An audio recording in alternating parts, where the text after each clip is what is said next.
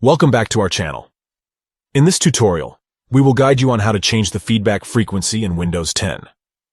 Adjusting the feedback frequency allows you to control how often your device sends diagnostic and usage data to Microsoft. Let's get started. Step 1. Press the Start button located at the bottom left corner of your screen. This will open the Start menu. Step 2. Go to Settings.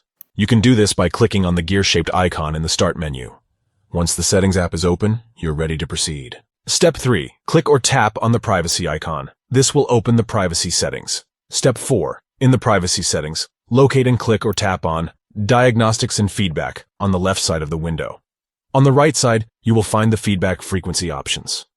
Select the frequency that suits your preference. Step 5. Once you have chosen the desired feedback frequency, you can close the Settings app if you like. The changes will be applied automatically. Changing the feedback frequency allows you to have more control over the data your device sends to Microsoft.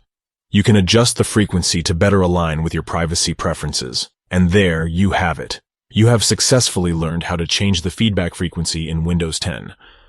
Customize the frequency to ensure a balance between providing feedback and maintaining your privacy. We hope you found this tutorial helpful.